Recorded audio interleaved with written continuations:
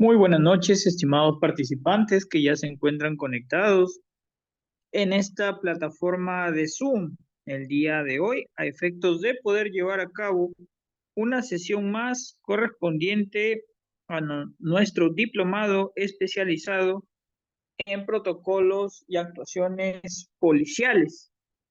El día de hoy contamos con la participación de nuestro invitado ponente, el doctor José Bendezú Cruz, quien,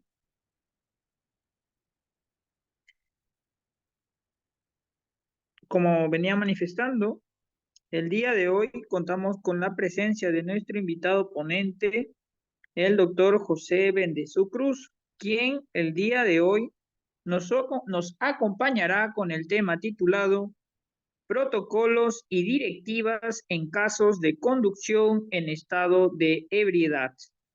Nuestro invitado ponente cuenta con 16 años de servicio, laboró en la Unidad de Planeamiento Estratégico de la Región Policial Callao, abogado especialista en Derecho Policial, Familia y Penal, docente en pregrado y Educación Continua Policial, representante legal del Instituto de Alta Enseñanza y Defensa Policial, INAEXPOL, y gerente general de Consultoría Jurídica Empresarial. Estimado doctor, muy buenas noches. Recibe usted la cordial bienvenida de cada uno de los que se encuentran conectados en la plataforma de Zoom. Hacerle llegar el agradecimiento de parte de cada uno de los que ha hecho posible la presencia virtual de Muchas usted gracias. el día de hoy. ¿Cómo se encuentran? Muy buenas noches. Muy buenas noches. ¿Cómo está? Gracias por la presentación. Muy buenas noches a todos los presentes. Bueno, el día de hoy, continuando con el ciclo de capacitaciones, realizaremos, en este caso, una introducción acerca de los procedimientos policiales en, en los delitos de conducción en estado de ebriedad. ¿Se logra visualizar las clases? Por favor, ¿me podrían confirmar? Sí, se logra visualizar la diapositiva titulada Procedimiento policial en el delito de conducción en estado de ebriedad. Ok, perfecto.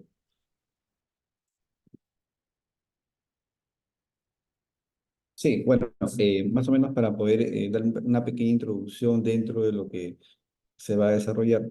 Como sabemos, el Código Penal, en el artículo 274, establece, en este caso, o tipifica el delito de conducción en estado de ebriedad o drogadicción. Y básicamente lo que establece nuestro Código Penal es que se denomina o se determina la conducta de conducción en estado de ebriedad cuando una persona con presencia de alcohol en la sangre en proporción a 0,5 gramos de litro o bajo efectos de drogas tóxicas, estupefacientes o sustancias psicotrópicas, conduce, opera o maniobra un vehículo motorizado. Esta primera premisa hace referencia a lo que son vehículos privados, ¿no? Es decir, cualquier tipo de vehículo particular. Si el conductor ha realizado algún tipo de, en este caso, maniobra, ha operado o inclusive ha realizado algún tipo de movimiento dentro del vehículo, puede ser pasible, en este caso, de una sanción penal por este delito. Si hablamos básicamente del transporte público, sí hacemos referencia a que el tope de alcohol en la sangre es de 0,25 gramos por litro de sangre. Básicamente son las diferencias tanto para, en este caso, la conducción de vehículos de uso particular como la conducción de vehículos de servicio de transporte público de pasajeros, tanto pasajeros, mercaderías o carga. Eso es lo que especifica, en este caso, el Código Penal. Ahora, antes de esto, sería bueno poder determinar cuáles son el marco normativo que regula la actuación policial en los procedimientos frente a delitos referentes a la conducción en estado de ebriedad. En primer lugar, como podemos ver en esta lámina, hemos realizado un decalaje de todas las normas afines que como efectivo policial debemos de conocer a efectos de poder, en este caso, englobar todos los procedimientos y actuar de manera correcta en nuestro día a día, ¿no? En nuestro servicio policial. Comenzamos, en primer lugar, con la Constitución Política del Perú, ¿no? En este punto señala, ¿no?, que ninguna persona puede ser privada de su libertad salvo en flagrante de delito. ¿Dónde lo encontramos esto? En el artículo 2, inciso 24, literal F, que señala lo siguiente: nadie puede ser detenido sino por mandamiento escrito y motivado del juez o por las autoridades policiales en flagrante de delito. El detenido debe ser puesto a disposición del juzgado correspondiente dentro de las 48 horas o en el término de la distancia. Ojo acá, como sabrán, el plazo de detención son 24 horas, ¿correcto? O sea, el plazo de flagrancia delictiva son 24 horas, pero en este caso el tiempo en que nosotros podemos tener o podemos tener detenido a una persona son hasta 48 horas tratándose de delitos comunes, como por ejemplo el de conducción en estado de ebriedad. Si hablamos en este caso, delitos especiales como terrorismo, espionaje, tráfico ilícito de drogas, el plazo son de 15 días, en este caso calendarios. Y otro de los puntos muy importantes es, en este caso, el artículo 166, que básicamente establece cuál es la finalidad fundamental de la Policía Nacional del Perú, referentes, por ejemplo, a lo que es la prevención, investigación y el combate de la delincuencia. Básicamente, por esta premisa es que nosotros, dentro del ejercicio de nuestra función, podemos realizar ciertas acciones, como por ejemplo la detención, la retención de las personas, a efectos de prevenir un accionar delictivo.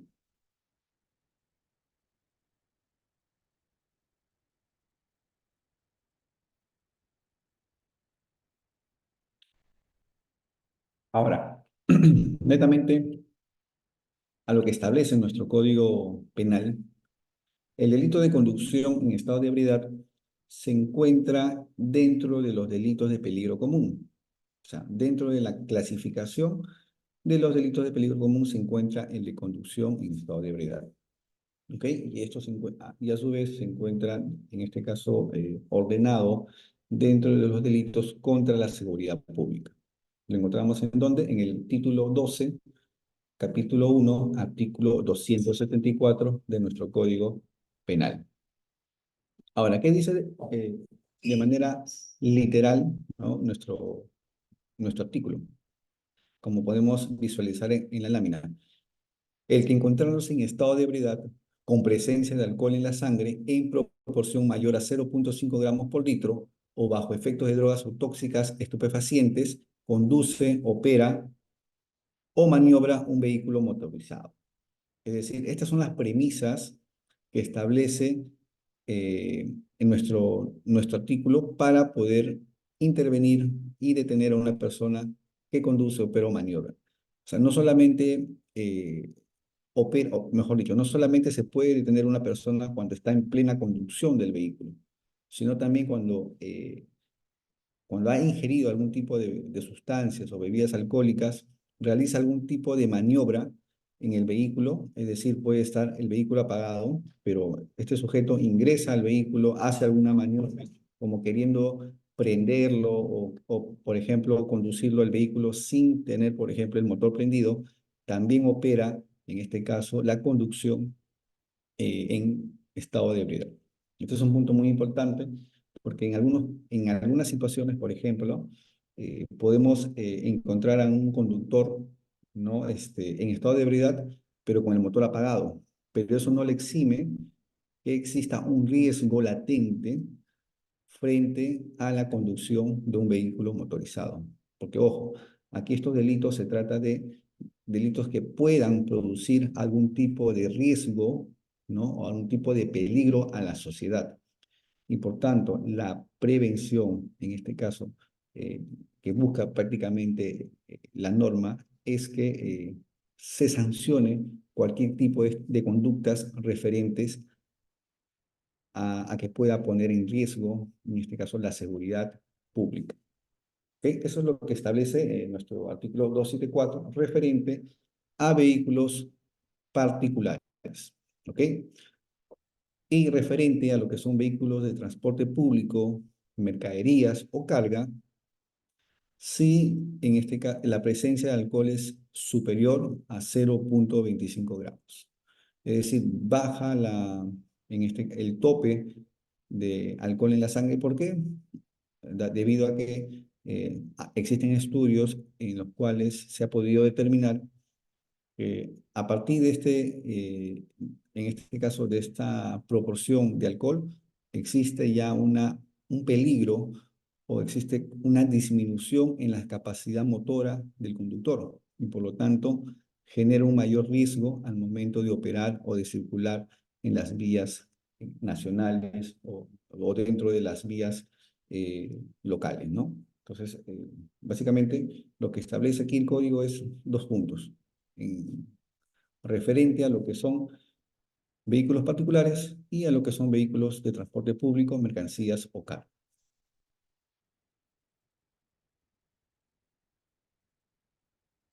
Es muy importante saber cuáles son aquellos supuestos en los cuales podemos realizar la detención de una persona en flagrante delito.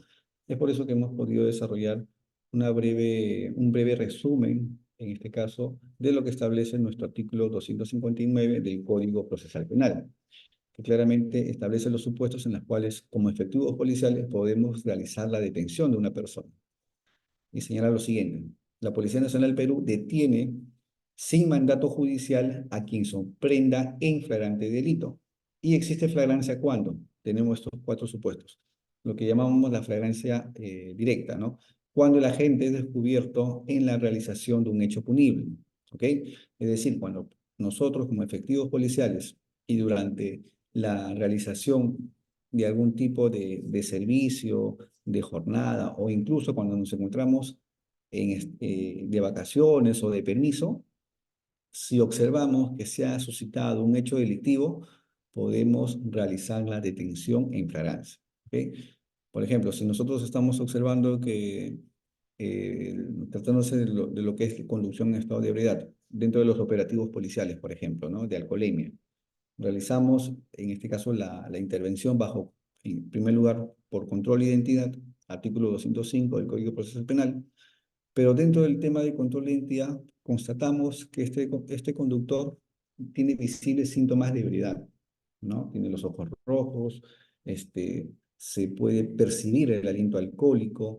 Entonces procedemos de manera inmediata, en este caso, a su traslado a la unidad competente, en este caso a las comisarías, y a la detención. Ojo, la norma también establece que podemos realizar la detención policial sin previamente haber contado con el dosaje etílico, pero para ello, dentro del acta de intervención se debe de constatar, en este caso, la sintomatología que presenta el conductor y sobre todo también consignar las pruebas o los test de alcoholemia que se realizan. Por ejemplo, tenemos el test de Hogan y tenemos la prueba de Romberg. Entonces, nosotros como efectivos policiales podemos consignar tanto en el acta de intervención que se ha aplicado estos tipos de test y que el conductor claramente evidencia, o se presume en este caso, que ha ingerido bebidas alcohólicas o algún tipo de estupefaciente. Ya en el transcurso de las diligencias se va a determinar que efectivamente ha superado el límite de lo señalado por el código. Pero simple juicio de ello, nosotros podemos realizar la detención. Así que eh, no existe ningún tipo de impedimento o no existe ningún tipo de, en este caso, problema que va a conllevar a futuro si es que posteriormente sale o arroja un monto menor a lo que establece el código. Otro de los supuestos también que hemos podido desarrollar es cuando el agente acaba de cometer el hecho punible y es descubierto, ¿no? O lo que llamamos nosotros la cuasiflagrancia, ¿no? Entonces, en estos supuestos también se puede aplicar lo que es la conducción en estado de ebriedad, porque, por ejemplo, dentro de una intervención o cuando, por ejemplo, el vehículo se da la fuga, podemos nosotros realizar, en este caso, la identificación y la captura del conductor, y al momento en que nosotros podemos realizar la verificación, tanto física, ¿no? Como la documentación del intervenido, podemos verificar o constatar también que efectivamente presenta alcohol en la sangre. Y los otros dos supuestos, básicamente, cuando hace referencia, cuando la gente ha huido y ha sido identificado durante o inmediatamente después de la perpetración del hecho punible, sea por el agraviado o por otra persona que haya presenciado el hecho, o por medio audiovisual, dispositivo o equipo cuya tecnología se haya registrado su imagen. Aquí, por ejemplo, podemos suponer, ¿no? O lo que en algunos casos sucede a través, por ejemplo, de la central de 105 o algún tipo de central de los gobiernos locales, ¿no? De serenazgo, reportan que existe un vehículo que ha estado circulando en zigzag o de manera temeraria, por ejemplo, ¿no? Nos dan la placa, nos dan el color del vehículo, nos dan los reportes del vehículo, y nosotros al momento en que nos dirigimos al lugar de los hechos o al lugar de intervención, constatamos que efectivamente ya el vehículo está estacionado, ojo, ¿ah? Llegamos cuando el vehículo está estacionado y está el conductor dentro. Entonces, previamente, teniendo ese medio probatorio como es el video, como es la filmación, nosotros podemos proceder con la detención, en este caso, en flagrancia. ¿Por qué? Porque este señor está conduciendo bajo los efectos de alcohol en la sangre. ¿Okay? Este también es un presupuesto que podemos aplicar dentro de los alcances de la flagrancia delictiva.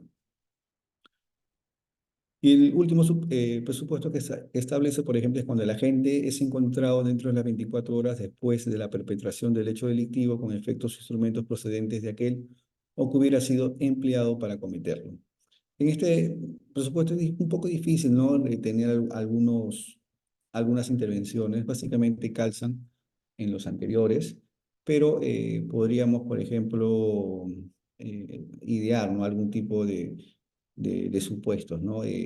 Si el conductor, por ejemplo, eh, eh, ocasiona un accidente de tránsito, ¿no?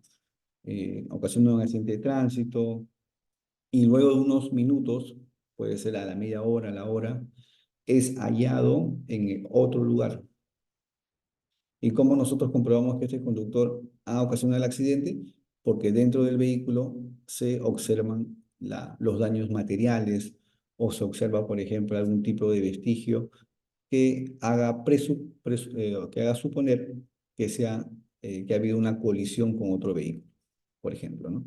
Entonces nosotros podemos realizar la ITP, podemos tomar tomas fotográficas, constatar o perennizar lo que podemos observar, y con ello son una muestra evidente que este señor ha participado en un accidente cuando conducía en estado de ebriedad, ¿no? También pueden suscitarse estas situaciones que se encuentran también establecidas dentro de los presupuestos de flagrancia delictiva.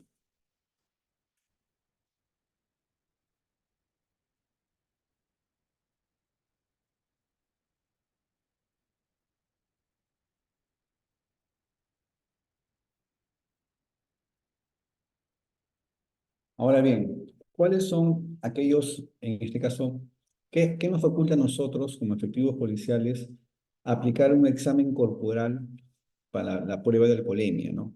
Es decir, cómo nosotros nos respaldamos para poder señalar que efectivamente debemos de trasladar a este intervenido o a este detenido, en este caso, a realizar su dosaje etílico.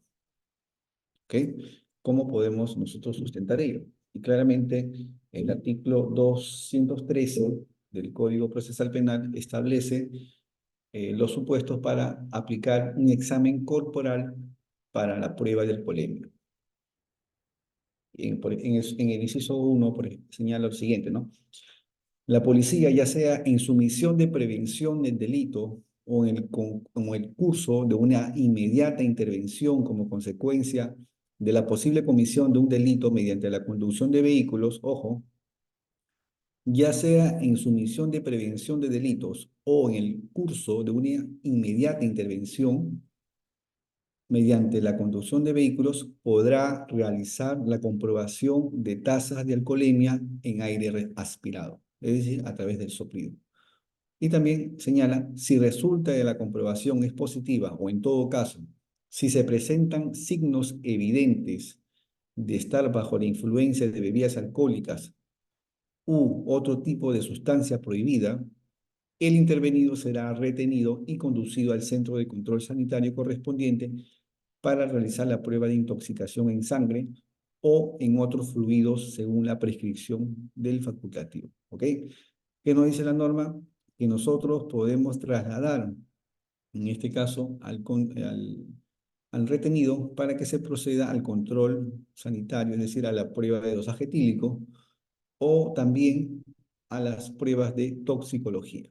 ¿Dónde le hacemos estas pruebas? En primer lugar, en los centros de sanidad, ¿no? En las unidades de dosaje etílico, y el toxicológico en las oficinas de criminalística a nivel nacional. Si A o B, por ejemplo, debido a la distancia, ¿no? Debido a la lejanía que existe en algunas jurisdicciones que no cuentan con las unidades de dosaje etílico, se podrá, en este caso, acudir a un centro de salud, un nosocomio, y en este caso los médicos de dicho lugar, a través de los procedimientos ya regulados, ¿no? Dentro de lo que es el ámbito de sanidad, podrán extraer las muestras de sangre al retenido. ¿Con qué finalidad?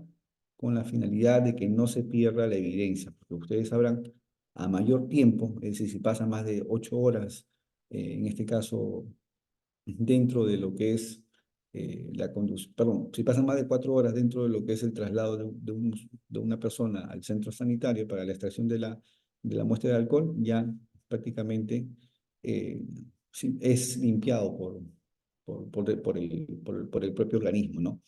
Entonces, para no perder eso, se puede solicitar, en este caso, que un médico realice la extracción y esta extracción va a ser lacrada y trasladada a la unidad de dosaje etílico más cercana. ¿Ok? Eso es lo que también establece nuestro artículo 213 del Código Procesal Penal. ¿Qué más indica? La policía, según el numeral 1 del presente artículo, elabora un acta de las diligencias realizadas, abre un libro de registro en el que se hace constar las comprobaciones de aire aspirado realizadas. En caso de que sea positivo el resultado de la prueba de alcoholemia, comunica lo ejecutado al Ministerio Público adjuntando un informe relacionado a su intervención. Por ejemplo, en este punto hace referencia a las pruebas de alcohol, a los operativos de alcoholemia que son realizadas por las unidades de prevención de accidentes de tránsito, ¿no? En el inciso 4, cuando se trata de una intervención como consecuencia de la posible comisión de un delito y deba procederse con arreglo al numeral 2, es decir, que se realice la comprobación, ¿no? A través de o que existe una comprobación evidente, ¿no? De la influencia de alcohol en el conductor, se regirá lo establecido en el inciso 4, en el numeral 4 del artículo 210, ¿no? ¿Qué implica el artículo 210? Establece lo que son el registro personal, ¿no? Es decir, que el policía, ¿no? Por sí mismo, dando cuenta al fiscal posteriormente, cuando existan fundadas razones para considerar que una persona oculta en su cuerpo o ámbito personal bienes relacionados con el delito, procederá a registrarlo.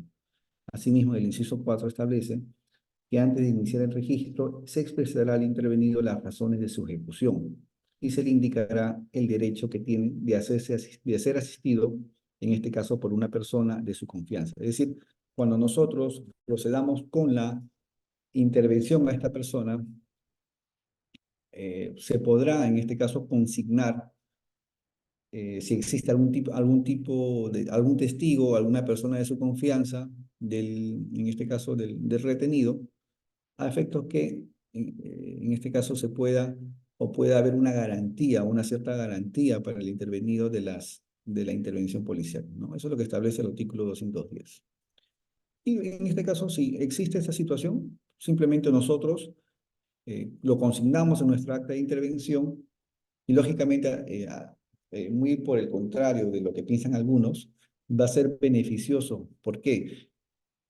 Dado que se le va a, en este caso, consignar dentro del acta y sobre todo no va a poder negarse a algún tipo de declaración o manifestación a futuro si es que dentro de la prueba de alcoholemia sale superior a los límites establecidos, ¿no? O sea, prácticamente a nosotros, como de manera indirecta, nos facilita tener un testigo del hecho para que efectivamente señale si este señor ha estado conduciendo o ha presentado en ese momento signos evidentes de haber ingerido sustancias o, en este caso, bebidas alcohólicas. Eso es lo que establece el artículo 203, ¿no? En concordancia con el artículo 210.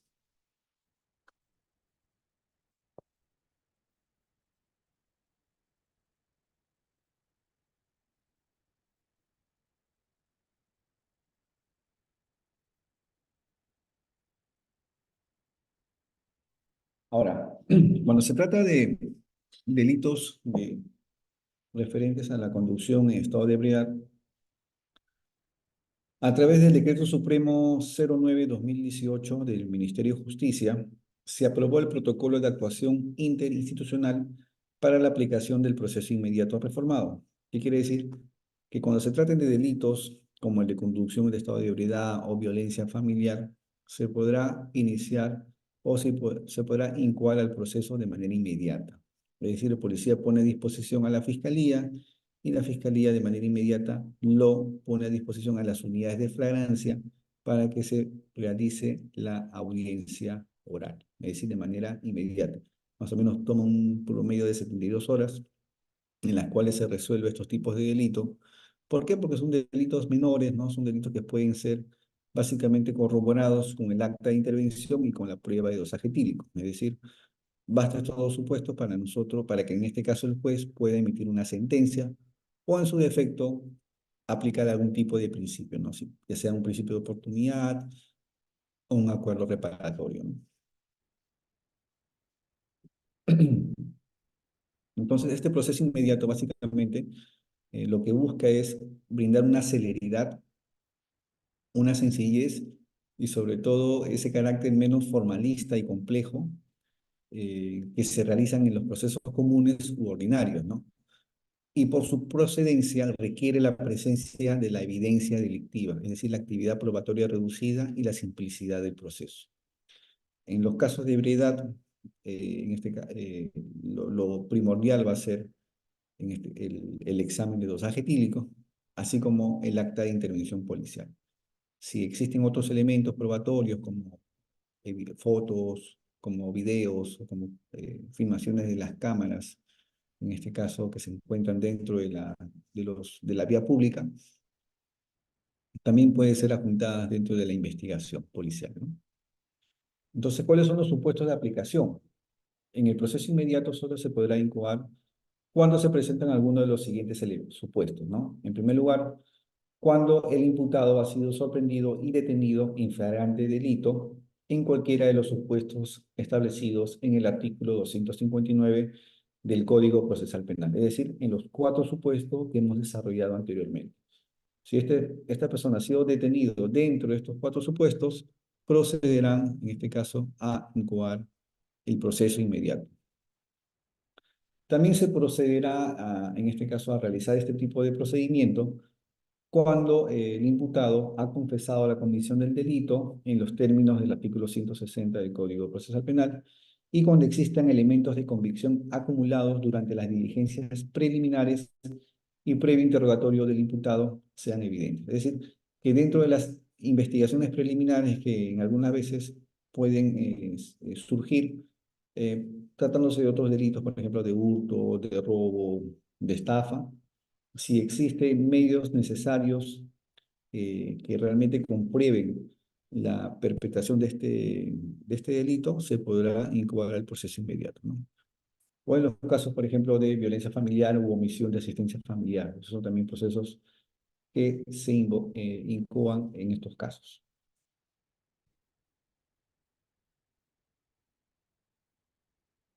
Bueno, hasta aquí es en la parte penal, vamos a decir cuáles son los procedimientos que se aplican en la parte penal. Y básicamente, respecto al tema policial, el protocolo de actuación establece dos ámbitos, ¿no? En primer lugar, en el lugar de la intervención, ¿no? Y en segundo lugar, dentro de las dependencias policiales.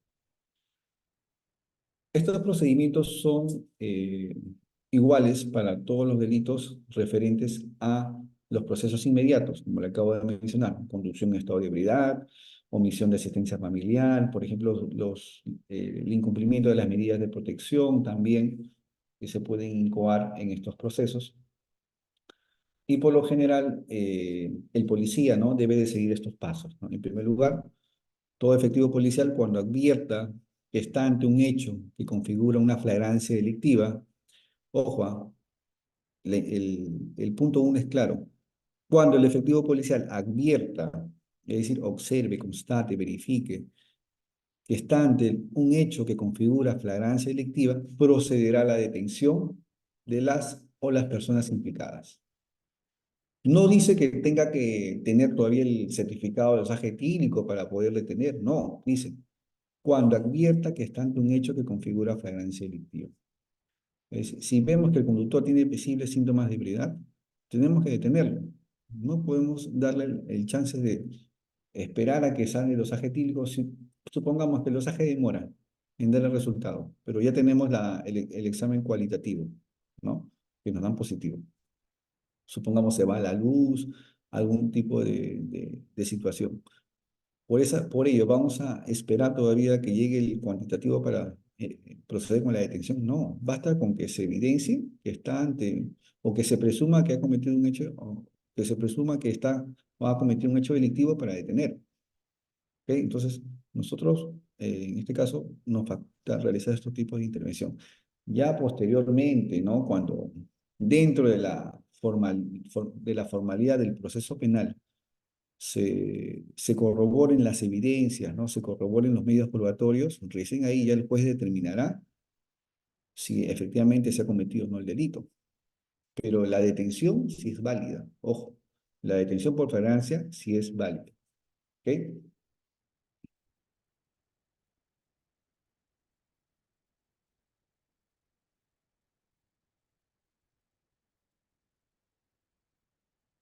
Ahora, ¿qué más señalan?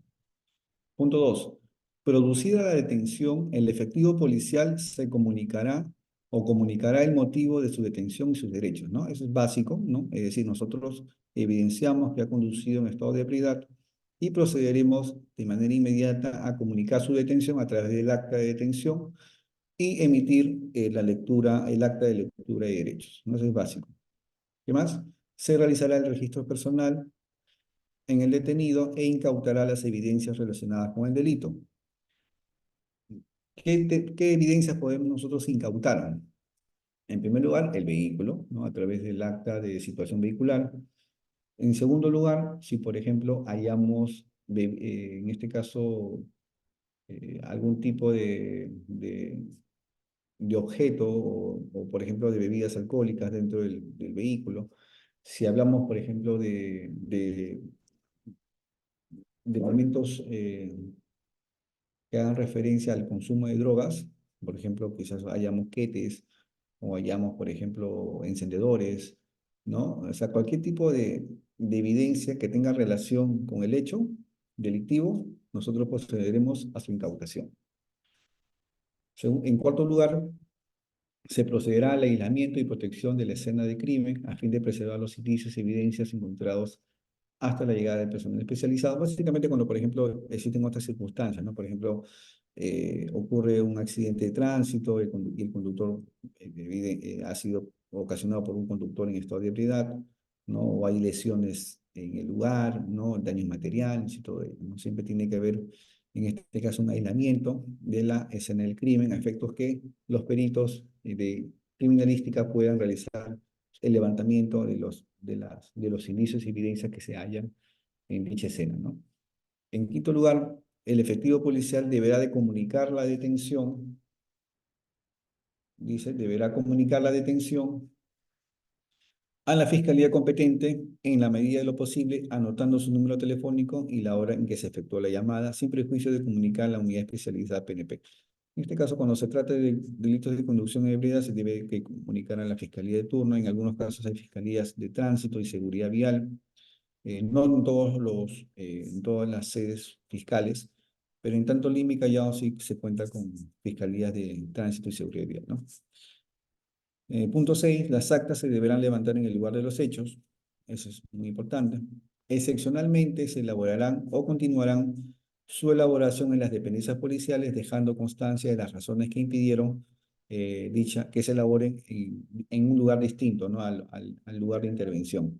Básicamente por razones de seguridad, ¿no? Pero siempre se debe consignar en el acta de intervención policial que por motivos de seguridad, ¿no? Puede ser por un tema de que existan algunos riesgos para poder trasladar al detenido, ¿no?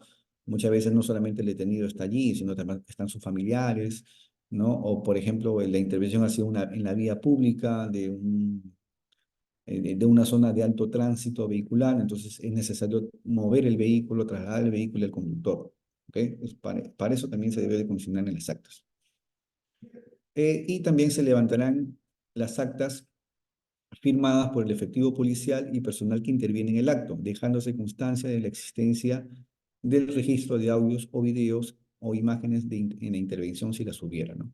Si nosotros, pues, por ejemplo, hemos realizado la grabación de esa intervención, debemos de consignar que contamos con una grabación de la intervención en el teléfono celular, ¿no? Del personal interviniente, ¿no? Cosa que posteriormente, a través ya de un acta de visualización de video o de imágenes, se podrá extraer estas imágenes y consignarlas dentro de las diligencias preliminares que estaría a cargo del fiscal competente, ¿no? Eso también es un punto muy importante.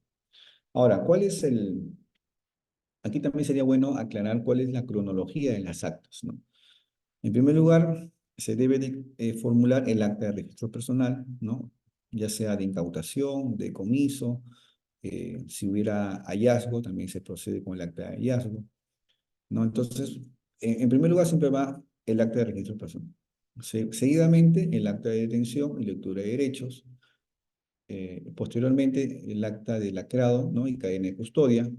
Y al último, se consigna el acta o se la formula el acta de intervención policial.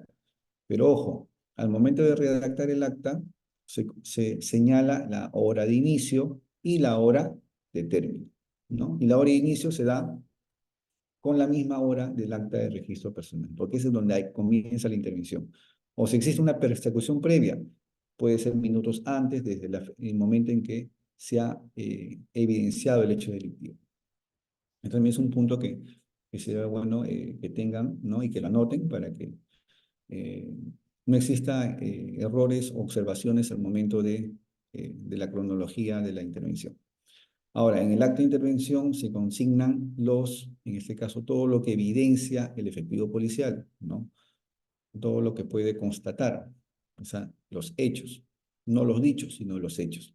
Si existieran testigos, se consigna al testigo en el acta, pero básicamente esos son los hechos que uno observa, ¿no?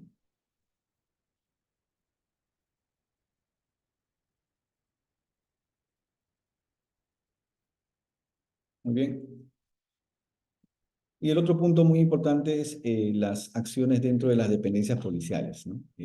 Tenemos, por ejemplo, lo que señala nuestros actos o nuestros documentos a formular dentro de dichas dependencias, ¿no? En primer lugar, el efectivo policial deberá de poner a disposición al detenido, a la comisaría del sector, unidad especializada, bueno, tratándose de delitos de conducción en estado de ebriedad, a las comisarías de la jurisdicción, ¿no? Con todas las actas y evidencias y la observancia de la cadena de custodia. ¿Okay? El efectivo policial que realizó la intervención en flagrancia es quien formula todas las actas y quien pone a disposición del detenido. Seguidamente, el responsable de la comisaría o unidad especializada deberá de verificar la conformación de las actas y evidencias puestas a disposición y solicitar que se practique de manera inmediata el examen de reconocimiento médico legal al detenido y también, en este caso, el examen de dosaje etílico. Por lo general, el propio personal interviniente es que traslada al detenido a dicho lugar, a dichos establecimientos para que se procedan con su extracción. Si se tratara de un menor de edad, ojo, si se tratara de un menor de edad, se comunica también a la Fiscalía de Familia ¿no? Y a los padres del menor, padres, apoderados o tutores, ¿no? Y ojo, no se le ubica dentro de las zonas de meditación, debe haber un ambiente especial, ¿no? En los cuales se debe de, en este caso, brindar o la seguridad, ¿no? O en este caso, adoptar las medidas de seguridad, pero que no sean las mismas que que cualquier otra persona detenida. Esto es muy importante porque existe ya un código de responsabilidad eh, penal del adolescente y que poco a poco también se va a poner en funcionamiento en todas las unidades y dependencias policiales.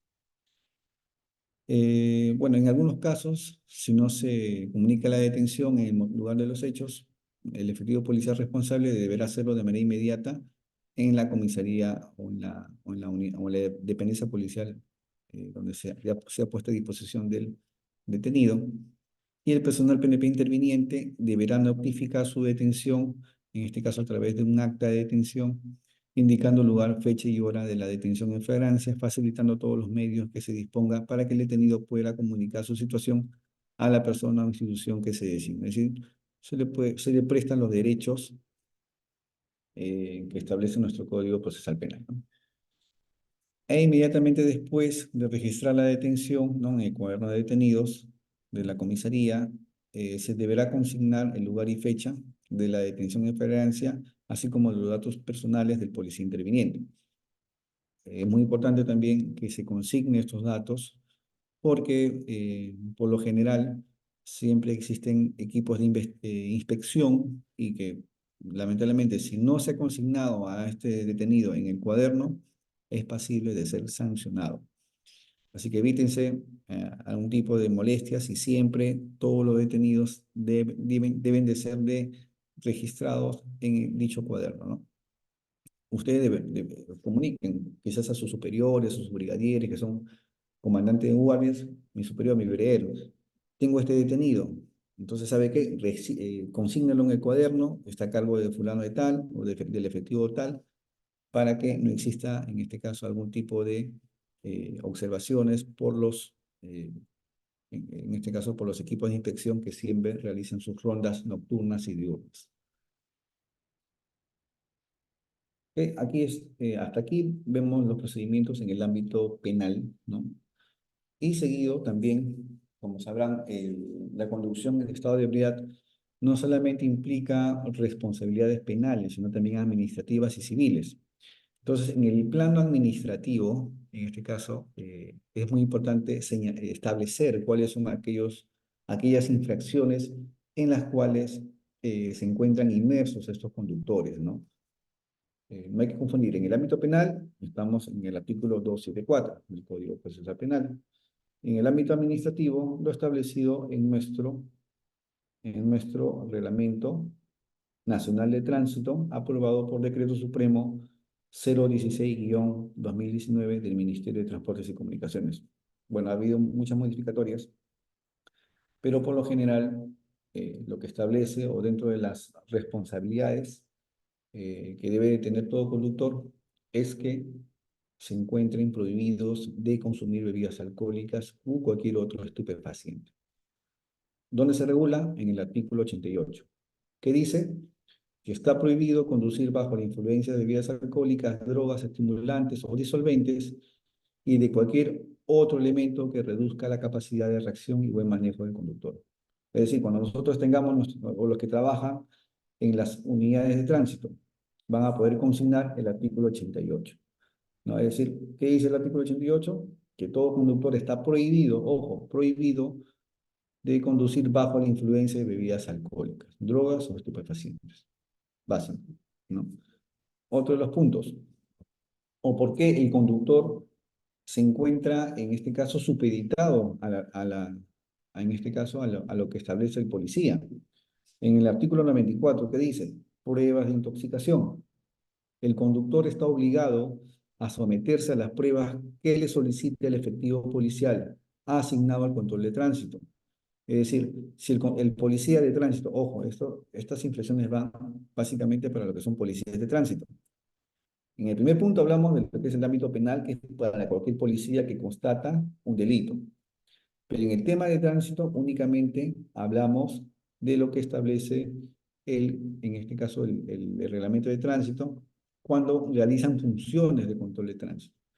¿Y quiénes realizan funciones de control de tránsito? Todos los policías asignados o que pertenecen a las unidades de tránsito y seguridad vial. Es decir, en este caso, todos los que cuentan con que pertenecen a esta entidad. Entonces, ante ello, el conductor se encuentra obligado a someterse a estas pruebas. ¿Y cuáles son estas pruebas? Como le mencioné, el test de Hogan y la prueba de Romberg. ¿Okay? El policía de tránsito, se observa que este conductor tiene síntomas o signos de ebriedad, puede, o en este caso exige o puede exigir que descienda de su vehículo y se le practique las pruebas. Como por ejemplo, podemos visualizar en la imagen, lateral derecha, donde vemos la práctica del test de Hogan, ¿no? Con la finalidad de, ¿qué? De determinar el estado de intoxicación por alcohol, drogas o estupefacientes u otros tóxicos o su idoneidad. Su negativa establece la presunción legal en su contra. ¿Qué quiere decir? Que si el conductor se niega, en este caso, a aplicar estos tipos de test o se niega a hacerse las pruebas de intoxicación, estaría o se estaría presumiendo que se encuentra bajo los efectos de alcohol en la sangre. ¿Cuáles son estos procedimientos que se deben de seguir, ¿no? Para la detención de infracciones de tránsito? En primer lugar, debemos de ubicar lo que señala, ¿no? el reglamento de tránsito, ¿no? En el artículo 327, procedimientos para la detección de infracciones e imposición de las papeletas, ¿no? ¿Qué dice? Las infracciones de tránsito podrán ser detectadas a través de intervenciones realizadas en la vía pública o a través de la utilización de medios electrónicos, computarizados u otros mecanismos tecnológicos, ¿no? Básicamente las fotopapeletas. Se puede dar en dos supuestos: la intervención para la detección de infracciones del conductor en la vía pública o a través de la detección de infracciones del conductor a través de medios electrónicos. Nos basamos en lo que establece el primer supuesto, desarrollado en el artículo 328, procedimientos ante la presunción de intoxicación del conductor. La persona que presuntamente se encuentre bajo los efectos de alcohol o de sustancias o estupefacientes y haya sido detectada conduciendo un vehículo será conducido por el efectivo de la Policía Nacional del Perú interviniente para el examen de dosaje etílico o toxicológico correspondiente. En caso de resultar positivo el examen de dosaje etílico o toxicológico, se procederá de acuerdo a lo señalado en el presente reglamento. Es decir, se impondrán las sanciones correspondientes. ¿Ok? Esto es lo que establece en nuestro reglamento. Es decir, si el policía de tránsito realiza la intervención, cuenta con el examen de dosaje etílico, ¿no? Que es superior a lo que establece el Código Penal para vehículos privados 0.5, vehículos de servicio público, mercaderías o cargas 0.25. Si cuenta con ese resultado, el policía interviniente asignado a la función de tránsito es quien coloca la papeleta. Ojo, lo que establece el código es que el policía de tránsito que interviene coloca la papeleta, no lo coloca el policía de las secciones de investigación de accidentes. Ojo, cuando se tratan de, en este caso, situaciones o intervenciones por conducir en estado de ebriedad, es el policía asignado al tránsito quien coloca la multa. En este caso, la M2. Si existe, o en este caso, o hubiera sucedido una intervención por accidente de tránsito, recién allí son competentes los encargados o en este caso, el personal encargado de las secciones de investigación. Y aquí es importante que sepan ello porque lamentablemente existen muchas nulidades de las papeletas de infracción porque se basan a estos presupuestos, ¿no? Y dentro de las funciones que establece la ley 1267, dentro de las funciones de las secciones de investigación de tránsito, no señalan de manera expresa que coloquen papeletas o multas por infracción derivadas de, en este caso, constataciones en el lugar de los hechos, ¿no? Entonces, aquí hay que tener bastante cuidado si es que se está cometiendo estos tipos de acciones, ¿no?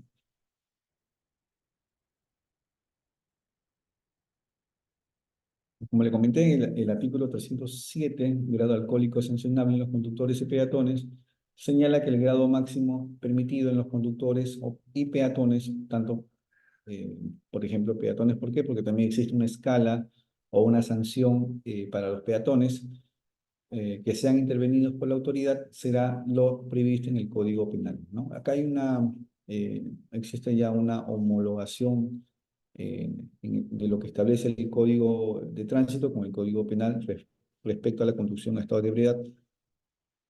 Anteriormente, eh, el punto o el inciso 1 señalaba ya las medidas, pero ha sido modificado y establece prácticamente lo que el Código Penal sugiere, ¿no?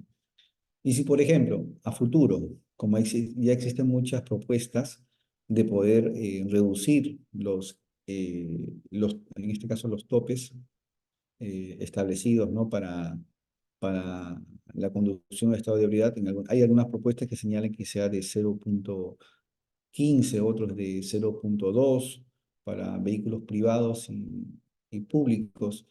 Entonces, si cambia el código en ese aspecto, también de manera automática se estaría eh, aplicando para las sanciones administrativas. ¿Qué más señala? En el efectivo policial podrá exigir al intervenido que se someta a una serie de pruebas como el test de Hogan o pruebas de coordinación y equilibrio, el uso de alcoholímetros u otros para determinar la presencia de intoxicación por cualquier sustancia que le impida la coordinación. Su negativa establece la presunción legal en su contra. Es decir, ante la negativa del conductor, se procederá a colocar a intervenirlo y colocar en este caso una sanción administrativa por ello, ¿no? El inciso 4 que establece las pruebas de equilibrio y coordinación que puedan realizar, entre otras, son las siguientes. Referente a las pruebas de equilibrio básico, andar con los ojos vendados o cerrados y con los brazos en alto, poniendo un pie justo delante del otro, como si fuera como una cruz sobre una línea recta, ¿no? Esa es una prueba. Otra prueba es juntar los dedos índices de cada mano a la altura de la barbilla, estando los ojos cerrados y partiendo de los brazos extendidos hacia abajo. Es decir, se le indica que abra los brazos, ¿no? Y con los ojos cerrados trate de ubicar los dedos a la barbilla. Y como va a estar en estado de ebriedad, no lo va a llevar a la barbilla, sino lo va a llevar en este caso a la manzana, lo puede llevar a la nariz, lo puede llevar a la boca. Entonces, allí podemos evidenciar que este señor ha perdido, en este caso, coordinación, ¿debido a qué? A que ha conducido bien en estado de ebriedad o porque, en este caso, está bajo los efectos de algún tipo de estupefaciente o droga, ¿no? Otro también de las pruebas que son muy importantes es juntar el dedo índice de una mano con la nariz, estando con los ojos cerrados, ¿no? Y partiendo de los brazos extendidos hacia abajo.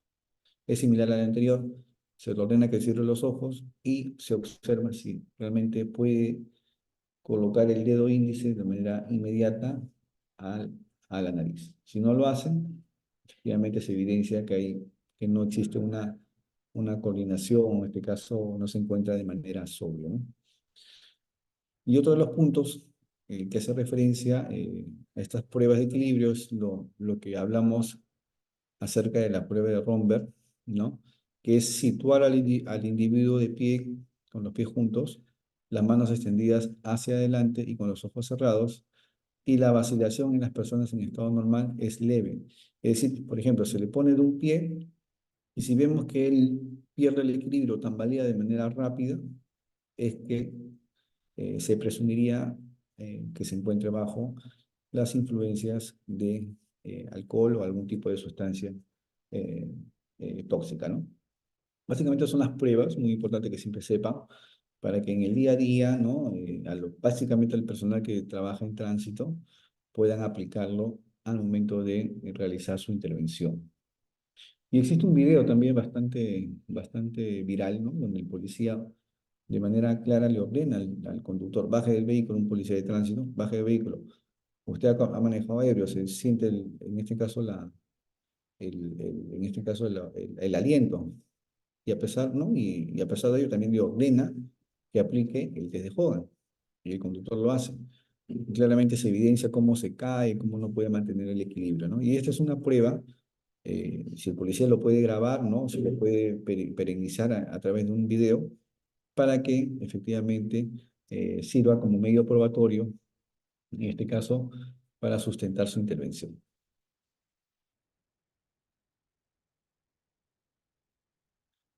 El manual de procedimientos y normas en intervenciones de prevención de accidentes también establece cuáles son los supuestos para poder realizar un examen de dosaje etílico. Básicamente, cuando existen accidentes de tránsito con muerte, accidentes de tránsito con daños materiales, con lesiones personales, siempre se va a efectuar el examen de dosaje etílico y o examen toxicológico en el laboratorio central a las personas involucradas. ¿Qué quiere decir? Si estamos ante un choque de dos vehículos, a ambos conductores, si estamos ante un atropello, conductor y peatón, si estamos ante una caída de pasajeros, de la misma manera, conductor y peatón. Si estamos ante un despiste, únicamente el conductor, ¿no? Entonces, cuando existen estos tipos de intervenciones, de manera obligatoria se le debe de pasar el examen de dosaje etílico y el toxicológico. Ahora, la norma también establece que por temas de religiosidad, ¿no? Algunos se niegan a que se les traiga fluidos de sangre. Entonces, lo que también procede es realizar, en este caso, el examen vía orina, ¿no? También procede efectuar vía orina y tiene el mismo valor probatorio que el examen de sangre. Lógico que demora más y por lo tanto podemos tenerlo detenido el señor, ¿no? Por el estado de ebriedad. Y ya posteriormente, cuando se emita dicho resultado, bueno, se comprobará si ha, en este caso, conducido o no en estado de ebriedad. Y en los operativos policiales de control de alcoholemia también procede, ¿no? En este caso, los exámenes de dosaje etílico y toxicológico.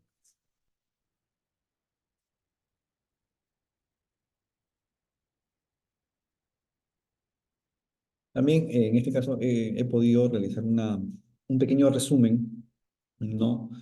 De lo que establece la Directiva 1803-2017 del GEN, su, eh, su dirección general, ¿no? Anteriormente existían las direcciones generales y en vez de comandancia general, Dirección Ejecutiva de Sanidad, que ahora es DIRSAJOL. En aquel año se aprobó la directiva, la resolución directoral 1219-2016, que aprueba los procedimientos para la atención de exámenes de dosaje etílico a personas involucradas en la participación de accidentes de tránsito, intervención en operativos de alcoholemia y asuntos laborales a nivel nacional. Esta directiva es de cumplimiento obligatorio para todas las unidades de dosaje etílico a nivel nacional y básicamente establecen los procedimientos que es de estricto cumplimiento para todos ellos. Este es un resumen que he podido realizar y bueno, lo pasaré a explicar, ¿no? En primer lugar, el encargado de la investigación policial adoptará los procedimientos a fin de determinar si se encuentra bajo los efectos de o alcohol en la sangre, ¿no? O sea, el encargado de la investigación es quien realiza las diligencias para determinar si el detenido o retenido se encuentra bajo los efectos de alcohol en la sangre. La ingesta de bebidas alcohólicas se determinará mediante el examen de dosaje etílico, prueba cualitativa y prueba cuantitativa de líquidos biológicos. Es decir, no solamente a través del examen de sangre, sino también se puede realizar a través del examen de orina. Nuestro manual establece, esta directiva señala que también se le puede extraer la muestra de orina cuando existan circunstancias en las cuales el conductor se niegue, ¿no?, a que se le extraiga la sangre. O sea, si por ejemplo tenemos un caso y el conductor por un tema de costumbre, de, de religión no quiera extraerse sangre, se le puede también señalar que a través del examen de orina pueda pasar el examen de toxicológico. Es válido, tiene en este caso la misma probabilidad o el mismo resultado, en caso haya tomado o haya ingerido algún tipo de sustancia. eh, entonces se le puede señalar ello, ¿no? Y no ser mecánicos al decir, no, tienes que sacarte el examen de sangre, nada, ¿no? Porque si no, estarías incurriendo en este caso, en algún tipo de desobediencia a la autoridad. No, también la norma establece que se le puede realizar el examen de orina. ¿Ok? ¿Qué más señala? Las extracciones se deben realizar en las unidades de dosaje etílico o en los centros hospitalarios en el ámbito público o privado. En la vía pública también se puede extraer si es que existieran occisos, ¿no? Si a consecuencia, por ejemplo, de un accidente de tránsito, falleciera una persona, en este caso un peatón o un ocupante, si es que ha sido, por ejemplo, proyectado en algunas cosas. En este caso, el ocupante no, sino solamente a los peatones. Solamente a los peatones o a los conductores del otro vehículo se pueden extraer, en este caso, eh, los fluidos biológicos en el lugar de los hechos, ¿no? Sí está prohibido que se realicen en las morgues, eso sí, no permiten que se realicen las muestras de examen en las morgues. ¿Por qué? Porque ya prácticamente ha pasado más de las horas señaladas y sobre todo que ha habido una contaminación ya del cuerpo, ¿no? Entonces, si por ejemplo, como les mencioné hace un momento, si debido a la distancia del lugar de la jurisdicción policial con un centro de dosaje etílico, se podrá realizar la extracción en las clínicas, hospitales o algún nosocomio o centro de salud de la localidad. Otro de los puntos resaltantes es que las unidades de dosaje etílico donde se realice la extracción u recolección de muestras biológicas deben funcionar las 24 horas del día. Es decir, debe existir un personal perenne o un personal que se encuentre las 24 horas de servicio. No se permite, o la directiva no permite, en este caso, que exista solamente un servicio en una determinada hora, sino tiene que estar todo el día. ¿Y por qué? Porque la misma directiva establece o da un plazo, ¿no?, de máximo de 4 horas para que se pueda recepcionar la muestra biológica, ¿no? Dice, el plazo de emisión del informe de dosaje etílico es de 24 horas de extracción. O sea, ese es en regla general, ¿no? Pueden entregar en 24 horas de extracción, excepto cuando se trate de lesiones graves y o consecuencias fatales o a solicitud de la autoridad competente en los casos de flagrancia. ¿Qué quiere decir? Que si nosotros, al momento de realizar nuestro oficio solicitando la prueba de dosaje etílico, consignamos que el conductor está detenido, el encargado del dosaje tiene que emitir, en este caso, su informe dentro de las 4 horas a partir de la extracción biológica. Es decir, una vez que se deja la extracción, como máximo 4 horas para que proceda, en este caso, con la emisión del informe. ¿Y para qué sirve esto? Para sustentar también la detención de una persona.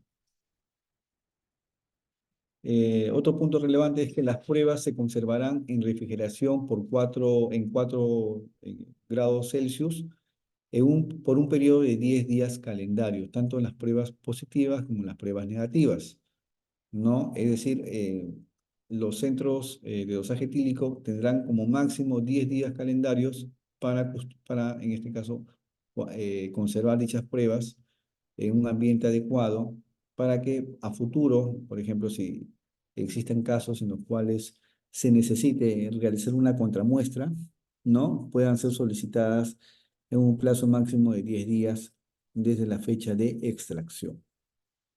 ¿Ok? Ese es un punto también importante que establece el protocolo para que podamos nosotros realizar estos tipos de muestras. Bueno, básicamente este era el resumen, ¿no? De los procedimientos policiales referentes a lo que es la conducción en estado de ebriedad.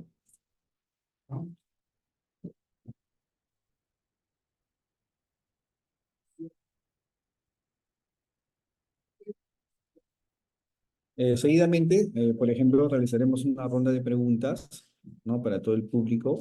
Si en caso, por ejemplo, no le ha quedado claro algunos aspectos que hemos podido desarrollar.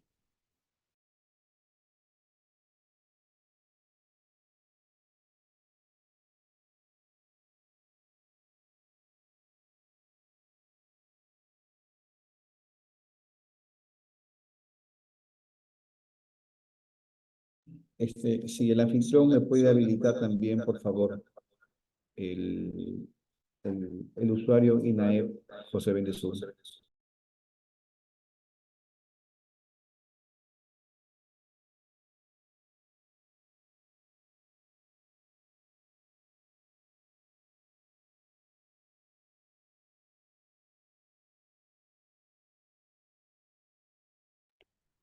Doctor, me estaba diciendo,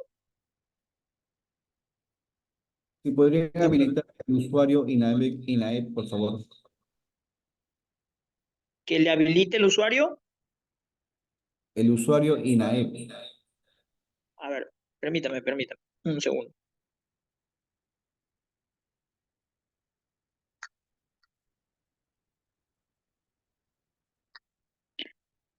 A ver, vamos a ver. INAED. A ver, permítame.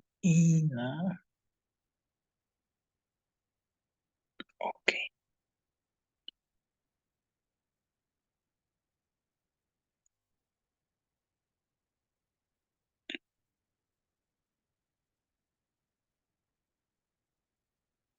A ver, Ya, ok. ahí pruebe. Ah, ok. Sí, gracias. Más o menos lo que estábamos, bueno, indicando era si existe algún tipo de preguntas del público para poder absolverlas en este periodo que queda. Claro que sí. Vamos a transmitirle las preguntas que han formulado nuestros participantes. Ujú. Ah, no hay preguntas. A ver, dice, un efectivo policial interviniente puede ser responsable a nivel del delito de omisión de actos funcionales o encubrimiento real si no asegura el dosaje etílico.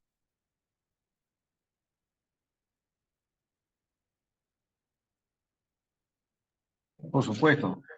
Y por ello que hemos señalado que al momento en que nosotros verificamos o constatamos que el conductor presenta evidentes síntomas de ebriedad, se debe proceder con su detención, ¿no? ¿Por qué? Porque este tipo de detención lo que va a garantizar es que se realicen las demás diligencias de comprobación, en este caso del examen de sangre, ¿no? Y sobre todo, en este caso, prevenir la conducción de este sujeto en la vía pública, ¿no?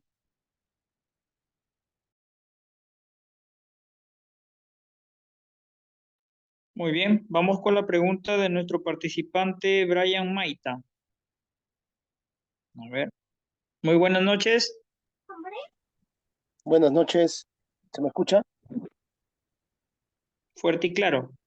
Ya, muy amable, gracias, doctor. Buenas noches. Tenía unas preguntas eh, acerca de lo que es las detenciones en estos casos de conducción en esta ebriedad. Y para ello me quería plantear la primera pregunta. ¿Está prohibido la ingesta de bebidas alcohólicas así de manera general? Esa es una. Otra. ¿considera usted que debería de realizarse alguna modificación respecto de lo escrito en el artículo 213 y que en realidad está llevando, podríamos decir, a esta doble posición que muchos mantienen respecto a si se debe detener o retener, ¿no?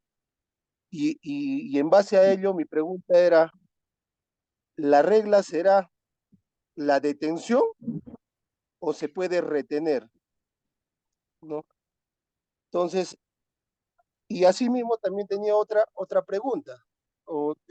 En algún momento, en algunas de sus diapositivas, nos indicó, en el caso de que un vehículo estuviera estacionado y en cuya situación se pudiera verificar que de repente las personas en el interior estuvieran libando bebidas alcohólicas, se puede detener, es lo que le entendí, por un tema de prevención. No sé, eso quisiera que me aclare, puesto que yo no lo considero así. Y la última pregunta, doctor, es respecto de lo que indica el 213 justamente, acerca de las pruebas de aire aspirado. ¿Esto también es correcto hablar de aire aspirado o sería hablar de aire expirado? Gracias, doctor.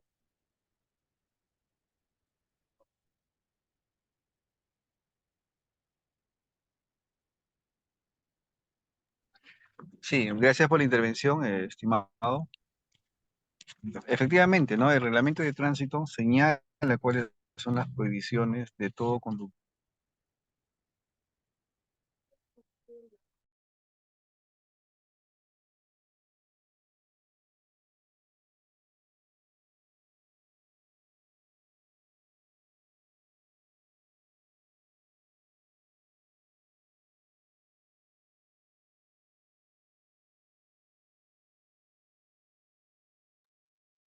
Doctor, ¿tiene algún problema?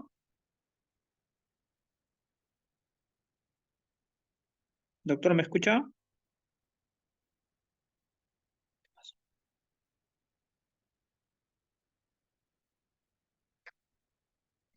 Sí, parece que el ponente tuvo un inconveniente.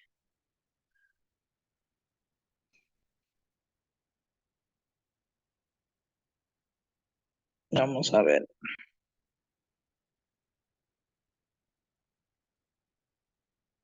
Ah, sí, sí. Vamos a esperar a que se conecte porque se ha desconectado del usuario que estaba empleando.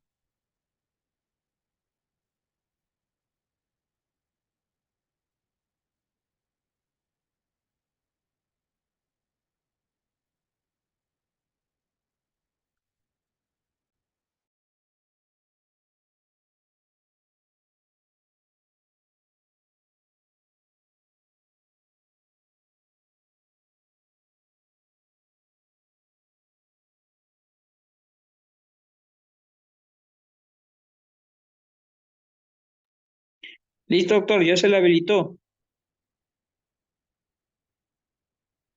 ¿Me escucha? Sí, perdón, tuve un problema de audio. Sí, No, sí. como señalaba nuestro participante, efectivamente, el reglamento de tránsito señala las prohibiciones de todo conductor de conducir cuando presenta ingesta de alcohol en la sangre. Es decir, bajo estos supuestos, ningún conductor, si ha ingerido bebidas alcohólicas, debe de conducir un vehículo.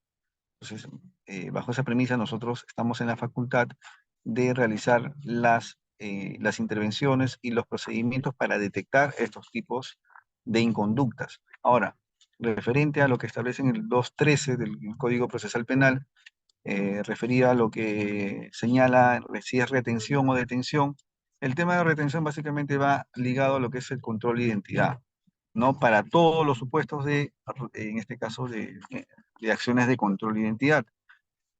Por eso es que cuando hablamos que, por ejemplo, para fines de prevención del delito o para la averiguación de un hecho delictivo, nosotros retenemos a esa persona y lo conducimos a la comisaría por un plazo máximo de 4 horas. Si son extranjeros, hasta 12 horas. Pero habla de manera general, ¿no? Es por eso que la calidad que se le da en ese momento es de retenido. Pero si hablamos propiamente de conductores de vehículos, ya sea transporte público o privado, que presuntamente han conducido en estado de ebriedad, nosotros procederemos con la inmediata detención. En eso es la diferencia del uno con el otro. Si bien para los casos eh, de otros tipos de delitos o para la averiguación de un hecho delictivo podemos retener a una persona, para el tema propiamente de conducción en estado de ebriedad o para cualquier otro delito que nosotros presumamos que ha habido una flagrancia, por ejemplo, tratándose del tráfico ilícito de drogas o tratándose de tenencia ilegal de armas, nosotros presumimos que efectivamente esta persona cuenta con drogas en su posesión. No le aplicamos en ese momento, en este caso, un análisis químico de la sustancia, sino presumimos que tiene quetes, presumimos que tiene pacos, ¿no? Que tiene clorhidrato de cocaína. ¿Por qué? Por el tipo de características de la intervención. Entonces, lo mismo sucede para los casos de estado de ebriedad. Si efectivamente verificamos o constatamos que el conductor presenta síntomas de ebriedad, debemos de proceder con la detención. Si tiene aliento alcohólico, está con los ojos rojos, si no pasa correctamente los test los tests señalados por el código de tránsito, nosotros podemos proceder con la detención. Y la última pregunta no le escuché muy bien, si me podía repetir.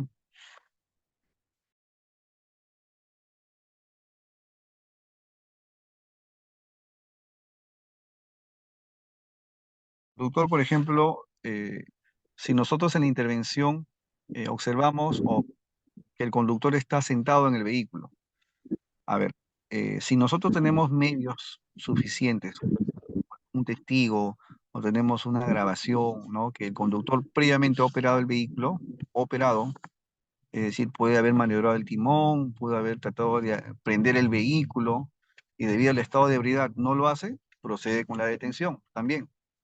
Pero debemos de consignarlo de esa manera, es decir, que opera o maniobra el vehículo, porque también el artículo 274 establece esos supuestos, no solamente que se encuentre en plena circulación, sino también que realice algún tipo de maniobra o algún tipo de operatividad que ponga en peligro su propia vida y la vida de las demás personas. Ojo, son por eso mismo, dentro de la categoría de, de estos delitos se encuentran delitos contra la seguridad pública. ¿Por qué? Porque lo que afecta es el bien común, es decir, afecta en este caso el orden público, ¿no?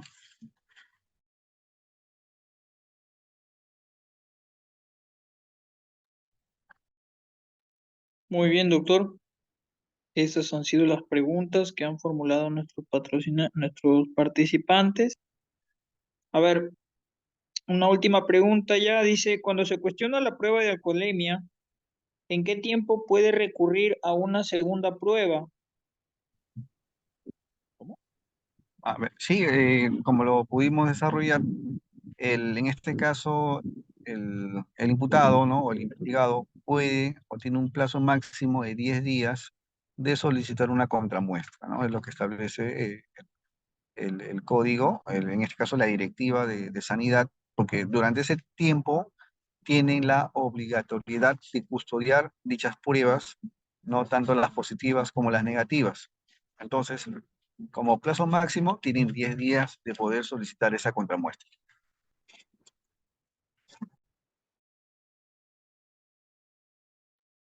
Muy bien, estimado doctor.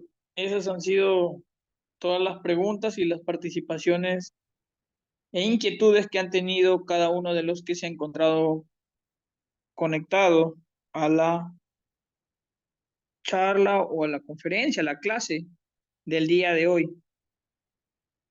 Quisiéramos saber que nos expresara sus palabras finales, estimado doctor, a efecto de ya dar por cerrada la presente sesión. Sí, bueno, agradecer infinitamente a todos los organizadores de esta conferencia. Bueno, estoy proporcionando mi teléfono, ¿no?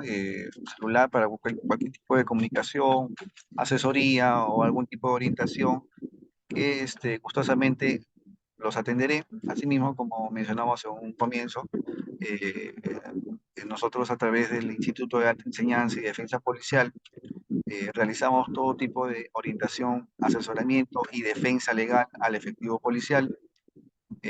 Tenemos también, organizamos orientación integral, buscamos en este caso el bienestar del policía y de todos nuestros asociados, ¿no? Entonces, nuevamente agradecer a la institución por, por la invitación y espero verlos en un próximo taller, ¿no? Muchas gracias, buenas noches. Muy buenas noches, estimado doctor. Buenas noches también, estimados participantes. Eso ha sido todo por la sesión del día de hoy. Esperamos contar con su participación y conexión en la próxima sesión. La próxima sesión tendrá cabo el día lunes, Dios mediante, no nos pase absolutamente nada. El día lunes 19 nos estaríamos reencontrando nuevamente para continuar con las sesiones programadas en nuestro diplomado. Eso ha sido todo por el día de hoy. Atentamente, su servidor, Alex Cernaque. Hasta la próxima. A todos los participantes ya se les ha enviado la asistencia para que puedan marcar. Voy a dar unos breves minutos a efectos de que puedan llenar el formulario. Las diapositivas y los videos, las diapositivas ya se les ha hecho llegar y los videos se les hará llegar de manera oportuna una vez que sean subidos al programa pertinente.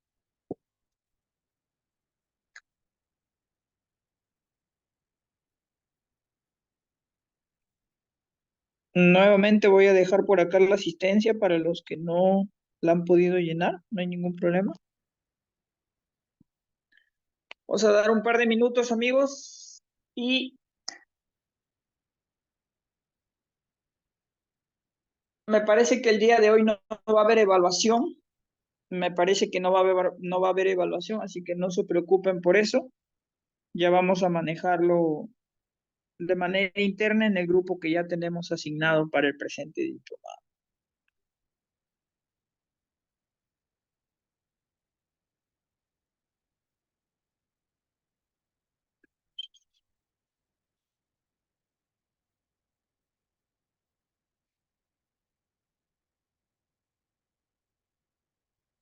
Estimada Giovanna, el diplomado tiene un costo de 90 soles.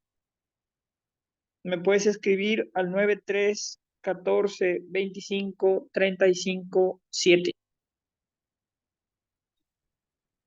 Ya saben que por la adquisición del diplomado inmediatamente acceden a la adquisición de un libro, el libro de las 100 preguntas más frecuentes formuladas por efectivos policiales durante su labor policial.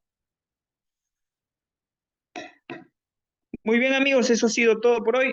Cuídense, ya nos estamos viendo en la próxima ocasión.